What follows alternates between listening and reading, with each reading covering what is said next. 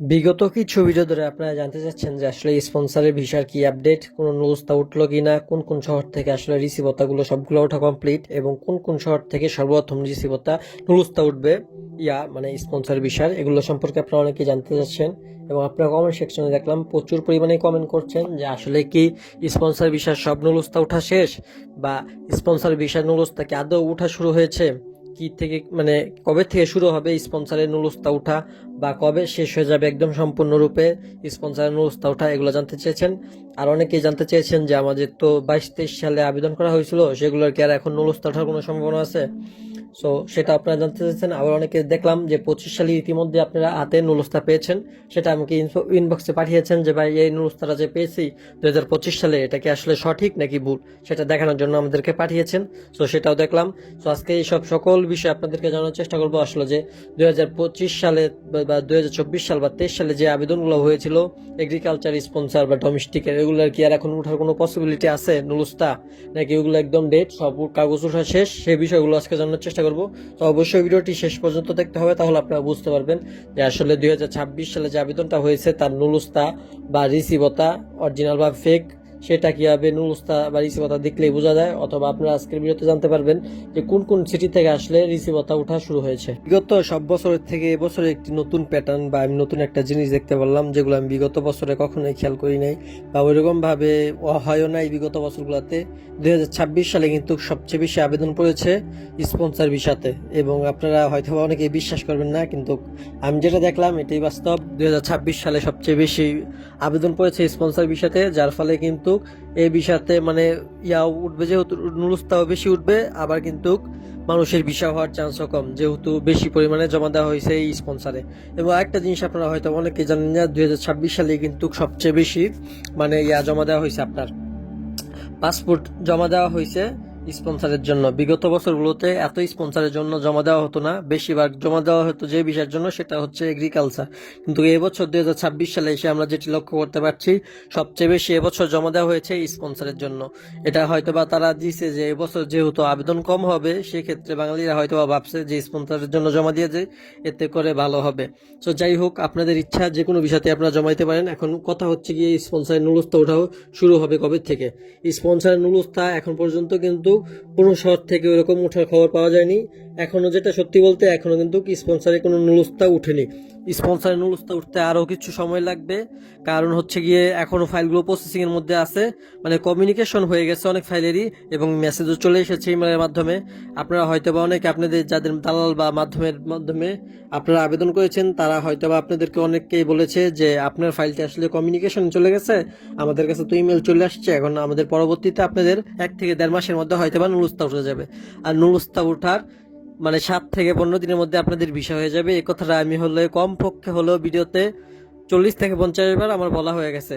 So আপনারা যারা এই 2026 সালে আবেদন করেছেন, আমি মনে করি তারা খুবই ভাগ্যবান, কারণ এই 2026 সালে কিন্তু খুবই কম পরিমাণে বাংলাদেশে আবেদন করতে পেরেছে, এবং যাদেরটা করা হয়েছে এবং মনে করেন টাইম মতো পড়তে পেরেছে, মালিক সঠিক, তাদের কিন্তু এবার ইনশাল্লাহ ভালো পরিমাণে নুরুস্তা উঠবে। এবং 2026 সালে যারা আবেদন করতে পারেননি, তাদের জন্য একটা খারাপ খবর যে বিগত বছরগুলোতে সবগুলোতে আবেদন করেও অনেকে আছে 22, 23, 24, 25 সাল পর্যন্ত 3 বছর পর্যন্ত এই ইয়ার জন্য আবেদন করেছে, মানে ইটালির জন্য আবেদন করেছে, কিন্তু 2025 সালে 26 সালে এসে সে আবেদন করতে পারেনি।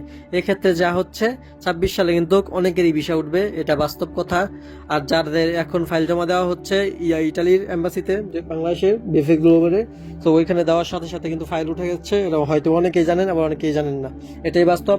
এখন হচ্ছে গিয়ে স্পন্সরের নুরুস্তা উঠবে কবে থেকে। স্পন্সরের নুরুস্তা উঠবে এই মাস তো শেষে হয়ে যাবে, মানে এই রমজান মাস শেষ হবে, এপ্রিল মাস শেষ হবে, এপ্রিল মাসের শেষ হওয়ার পরের থেকে মানে এপ্রিল মাসের শেষের থেকে নুরুস্তা উঠতে শুরু করবে। এবং প্রথমে কিন্তু একসাথে কিন্তু সব নুরুস্তা উঠবে না, ধীরে ধীরে ধীরে ধীরে এই 2026 সাল সম্পূর্ণটাই কিন্তু এই স্পন্সরের নুরুস্তা উঠবে, এবং ধীরে ধীরে উঠতে থাকবে। এগুলো একসাথে এত নুরুস্তা ওঠে না, এটার এই নিয়ম এটা যে আস্তে আস্তে আস্তে আস্তে তারা সবগুলো আগে চেক করবে, একটা একটা করে নুলুস্তা, যেহেতু এবার অনেকেই জানেন যে ম্যানুয়ালি কিন্তু চেক করা হবে নুলুস্তা। তো একটা একটা করে নুলুস্তা চেক করবে এবং পরে একটা একটা করে দেশে পাঠানো হবে। বাংলাদেশে বলেন, শ্রীলঙ্কা বলেন, পাকিস্তান বলেন, ইন্ডিয়া বলেন, এগুলোতে এক একটা দেশে পাঠিয়ে দিবে যাদের মালিক এবং সবকিছু ঠিক থাকবে এবং আপনাদের যাদের আবেদনটা সঠিকভাবে হয়েছে। অনেকেই দেখলাম যে ফেক নুলুস্তা পেয়েছেন, ফেক নুলুস্তা পাওয়ার পরেও তারা বুঝছেন না যে এটা ফেক। আপনারা ভাবছেন এটাই সঠিক এবং এটা নিয়ে স্বপ্ন দেখছেন, আসলে এগুলো নুরুস্তা দেখে নিয়ে স্বপ্ন দেখার ঠিক না। দিন শেষে আপনাকে কষ্ট পেতে হবে, কারণ আপনার নুরুস্তাটাই, আপনার রিসিভটাই তো আসলে ফেক।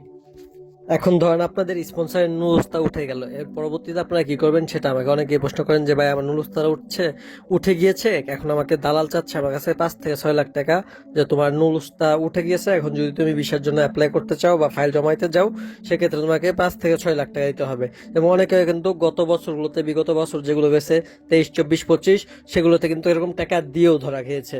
তো আপনারা এখন বর্তমানে 2026 সালে এসে আপনাদের করণীয় কি? যদি আপনাদের কয়েকদিন পর থেকে ইনশাল্লাহ আপনাদের উঠতে শুরু করবে আপনাদের নুলুস্তা, আর যাদের কপাল ভালো আছে তাদের কিন্তু ঈদের পর পর একটা সুখবর পেতে চলেছেন। আপনারা যারা নুলুস্তা হাতে পাবেন তাদের প্রথমেই করণীয় হচ্ছে, যারা ভালো বুঝে নুলুস্তার ব্যাপারে অরিজিনাল নাকি ফেক তাদেরকে দিয়ে দেখানো।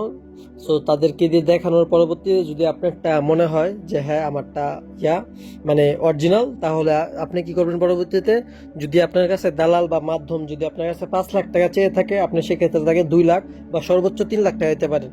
দেওয়ার পরে আপনার ফাইলটা জমা হবে ইটালির এম্বাসিতে। আর এম্বাসিতে জমা হওয়ার পরে কিন্তু এখন বেশি দিন লাগে না, আপনাকে খুব তাড়াতাড়ি দিয়ে দেওয়া হবে পাসপোর্ট, মানে ভিসা দিয়ে দেওয়া হবে লাগিয়ে, যদি আপনি সবকিছু অরিজিনাল থাকে। আর আপনি তো যেহেতু আগে দেখিয়ে ফেলেছেন একটা মাধ্যমের মাধ্যমে যে আপনারটা অরিজিনাল নাকি ফেক, তো আপনার তো বোঝার কথা যে আপনারটা অরিজিনাল নাকি ফেক। তো উনি তো আপনাদেরকে বলে দিবে যে ফেক হয় তাহলে বলবে যার মাধ্যমে দেখাবেন, আর যদি অরিজিনাল হয় তাহলে আপনাকে বলে দিবে যেটা অরিজিনাল। সো এটা হওয়ার পরে যদি আপনারটা অরিজিনাল হয়ে থাকে এবং আপনার ফাইলটা জমা দেওয়ার কিন্তু 7 থেকে 15 দিনের মধ্যে আপনাদের মানে পাসপোর্টে একদম ভিসা স্ট্যাম্প হয়ে সেরে চলে আসবে, স্টিকার ভিসা যেটা আছে ইটালির ওটা স্ট্যাম্প হয়ে চলে আসবে। তো সেক্ষেত্রে আপনারা বাকি সময়ে সব লেনদেন করে ইটালিতে ফ্লাই করলেন, মানে টিকিট যা আছে এগুলো তো সব মাধ্যম বা এজেন্সি বা দালাল যাই বলেন না, কিন্তু ওনারা কিন্তু সবগুলো কিনে দেয়। বিগত বছরগুলো এইভাবেই লুক এনেছে তারা। কিন্তু বাস্তব কথা হচ্ছে গিয়ে অনেক সময় দেখা যায় যে যারা ফাইলটা মানে পাসপোর্টে যখন ফাইল সহ এম্বাসিতে জমা দেওয়া হয়, ফাইল আর পাসপোর্ট এই দুইটা সহ যখন এম্বাসিতে জমা দেওয়া হয়, তখনই কিন্তু পাসপোর্ট আর ফাইল দুইটাই এম্বাসিতে আটকা পড়ে যায় এবং মাসের পরে মাস চলে যায়, কিন্তু পাসপোর্ট আর ফেরত আসে না বা কোনো মানে রেসপন্সই করা হয় না যখন আপনার নুলুস্তাটা ফেক হয়ে থাকে তখন। সো এক্ষেত্রে আপনাদের প্রথমে করণীয় যে আপনার নুলুস্তাটা অরিজিনাল আছে কিনা সেটা দেখে নেওয়া বা যাচাই করে নেওয়া। পরবর্তীতে আপনারা চাইলে যে যখন ওইটা সবকিছু ওকে আছে তখন আপনারা টাকা লেনদেন করলেন, দেন আপনাদের ভিসা হয়ে আসার পর বাকি টাকা দিয়ে আপনারা ইটালিতে চলে আসতেন, সেটাই হচ্ছে কথা। সো লেনদেনের ক্ষেত্রে সবসময় আপনারা সতর্ক থাকবেন এবং সকল ডিসিশন বা সকল সিদ্ধান্ত আপনারা বুঝে শুনে নেবেন।